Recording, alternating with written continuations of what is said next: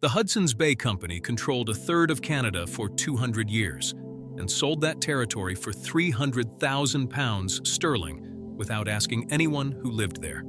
Not to a government, to a company. Founded by merchants in London who never set foot on those lands, with their own forts, their own armies, their own currencies, their own laws. For 2 centuries, this private corporation was the de facto government of nearly 4 million square kilometers. And when it finally relinquished control, it did so as a commercial transaction, not a political surrender. The question that remains is this: how did a private company get a king to sign a document transferring sovereignty over an entire continent? And why, 355 years later, was that same document the most valuable thing the company had when it filed for bankruptcy? If this kind of story interests you, subscribe and hit the bell.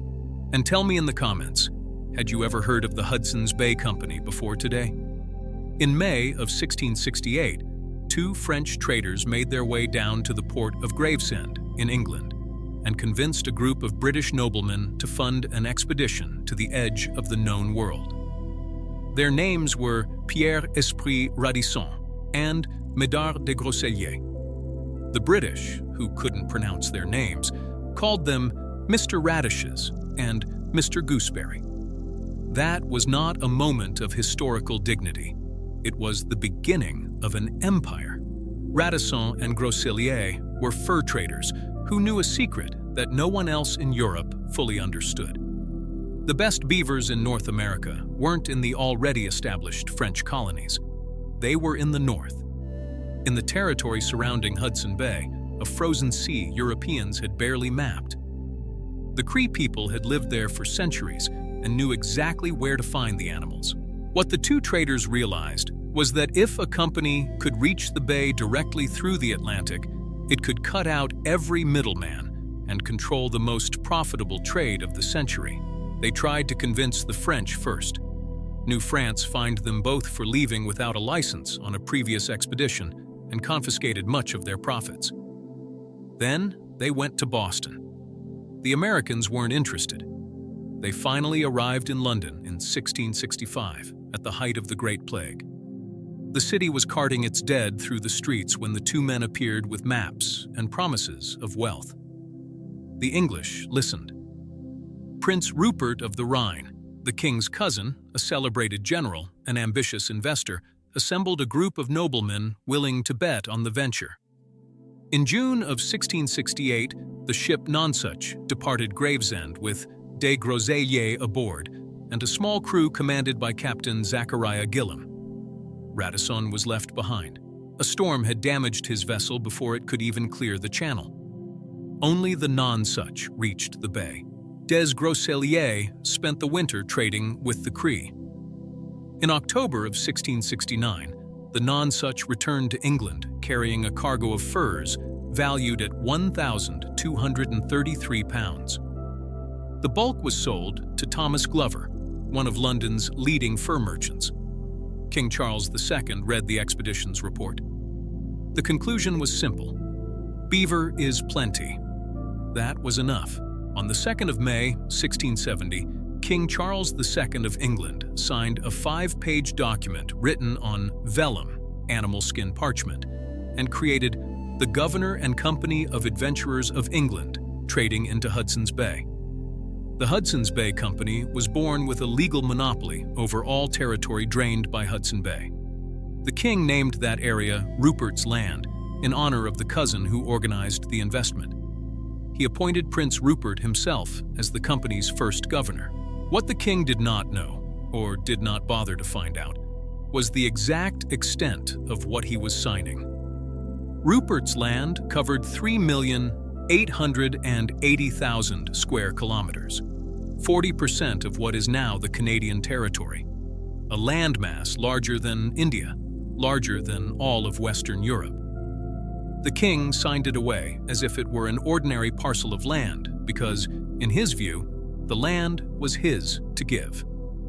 No Christian monarch had claimed the area before. The document made no mention, at any point, of the indigenous nations who had lived there for millennia.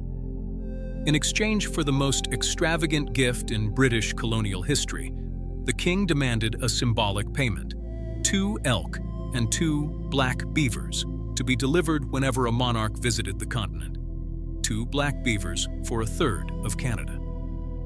The charter was not merely a commercial grant, it was a transfer of sovereignty. The document gave the Hudson's Bay Company the right to establish laws within the territory, impose penalties, erect forts, maintain warships, and make peace or war with the native peoples. The company could found colonies, it could negotiate treaties, it could levy taxes. On paper, the HBC held more power over Rupert's land than most European countries held over their own territories. And it used all of it. In its first 50 years, the HBC operated carefully. It established 6 posts along Hudson Bay and James Bay: Rupert House in 1668, Moose Factory in 1673, Fort Albany in 1679, York Factory in 1684, New Severn in 1685, and Fort Churchill in 1717. It did not push into the interior. It didn't need to.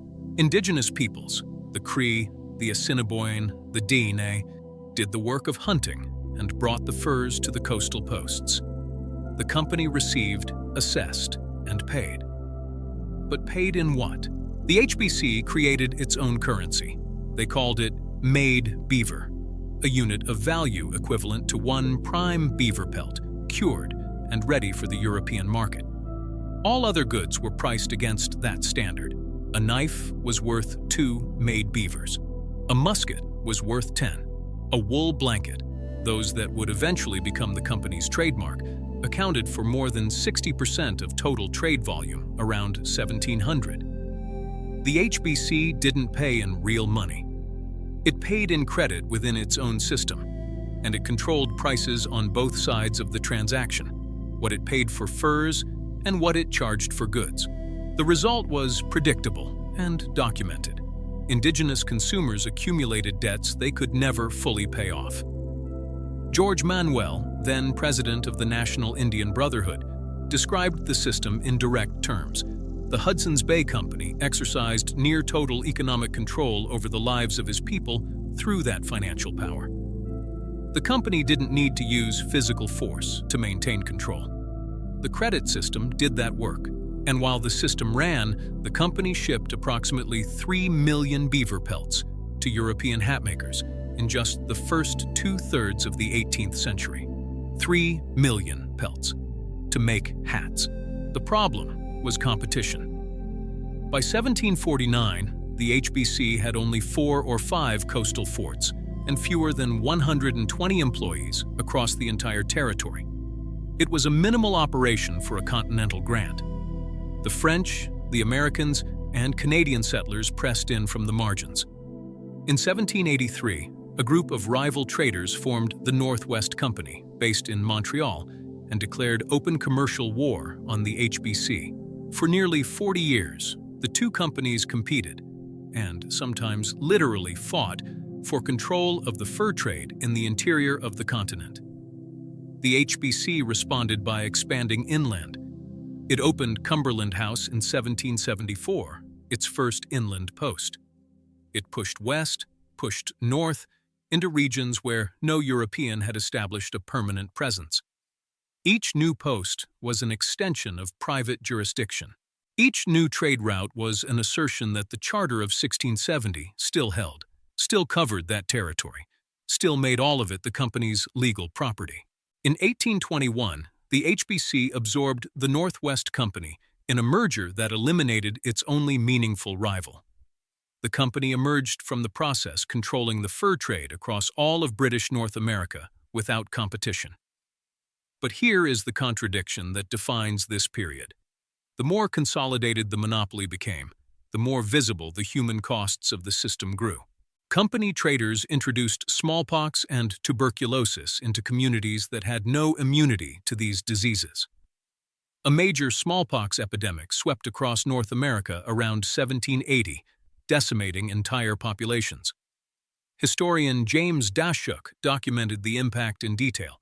The diseases did not just kill individuals, they destroyed cultures. In Saskatchewan, the Cree communities of Baskia and Pegogama were wiped out. The elders, who carried traditional knowledge, collective memory, and the authority structures of each group, were particularly vulnerable to infection. When the elders died, communities lost more than people. They lost the capacity to organize as a society. And the irony the company never acknowledged: without Indigenous peoples, the business did not exist. The fur trade simply did not work without the labor and knowledge of native hunters. The HBC was completely dependent on the very people its system was destroying.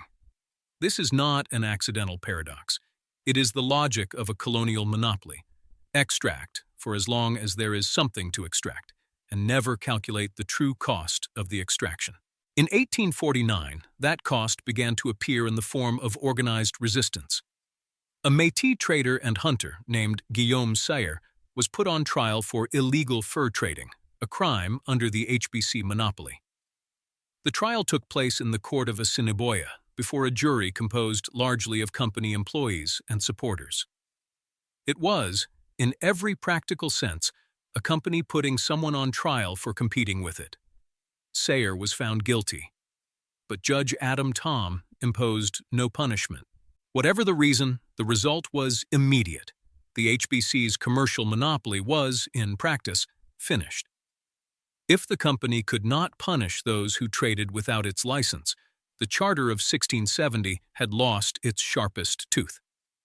The system that had functioned for nearly 180 years began to crack. And then, in 1863, came the moment that revealed what the HBC had always been, beneath the rhetoric of exploration and commerce. The International Financial Society, a consortium of London investors, purchased a controlling stake in the company. The new shareholders had no interest in furs. They had interest in land. Rupert's land, at that moment, was the largest undeveloped block of territory on the North American continent.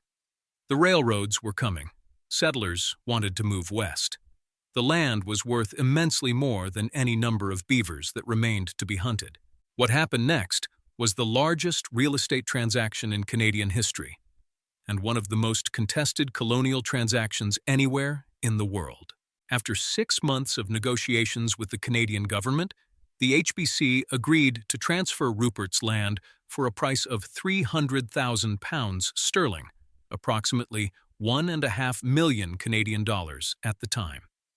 In return, the company retained title to its existing trading posts and 5% of the territory in the so-called Fertile Belt of Western Canada, including mineral rights over all those lands.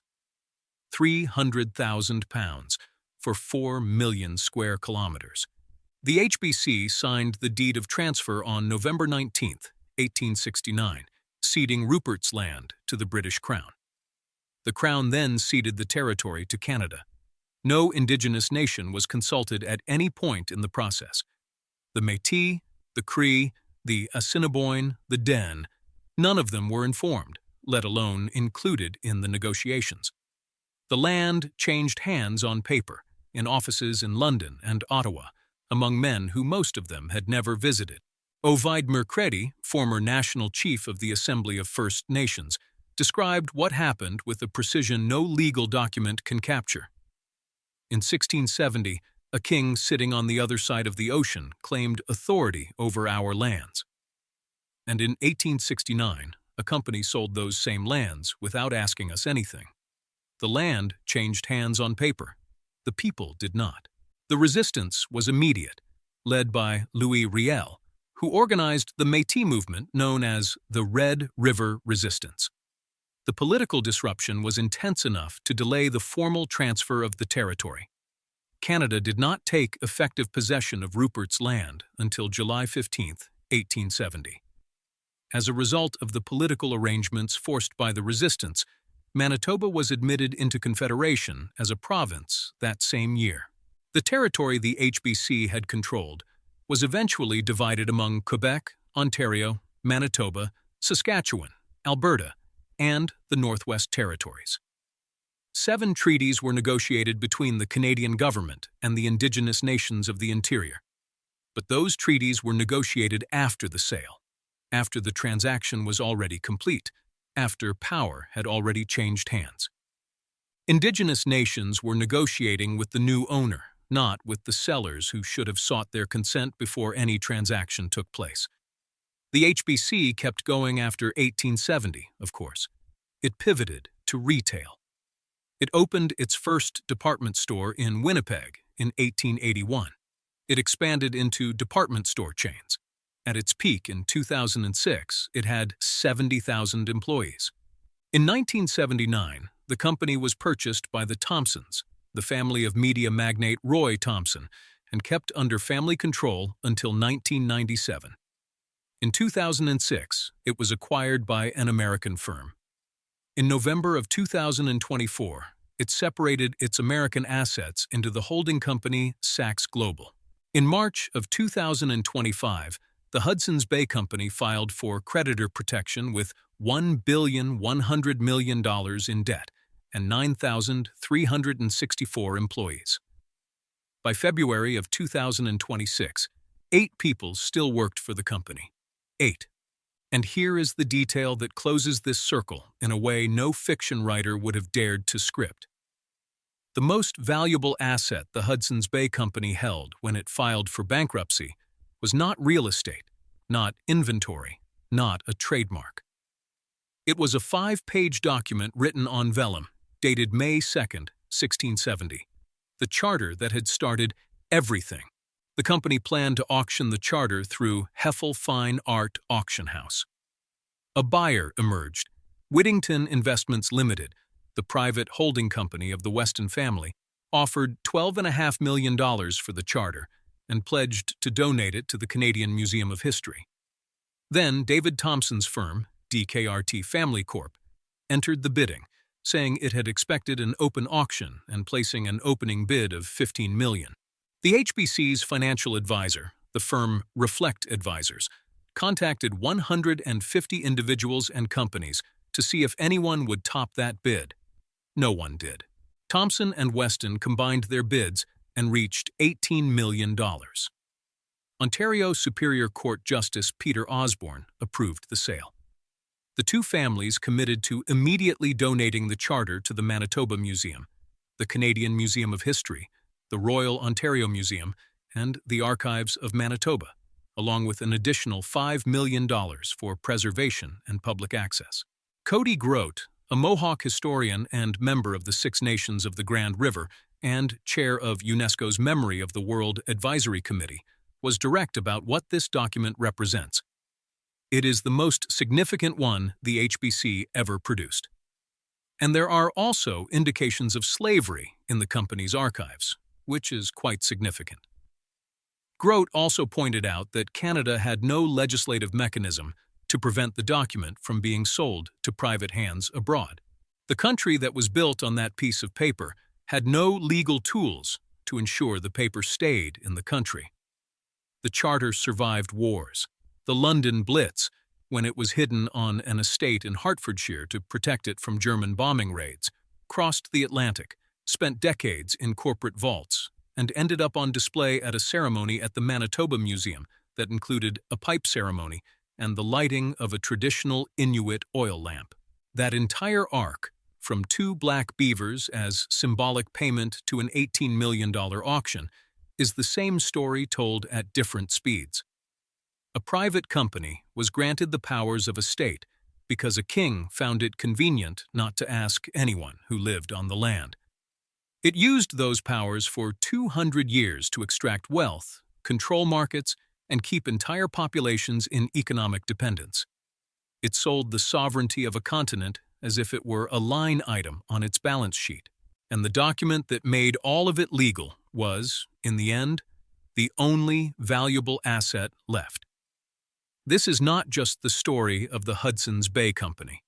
It is the mechanism, the system by which private power converts into public authority, by which the absence of questions becomes consent, by which the grandeur of a signature obscures who was left out of the room where it was given. That mechanism did not retire. The names change. The logic remains. If you want to keep understanding how that mechanism works, episode by episode, company by company, subscribe to the channel and hit the bell. Each episode is a piece of the same puzzle. Leave a like if this story surprised you more than you expected. And tell me in the comments, which company today do you think is operating on the same logic as the Hudson's Bay Company?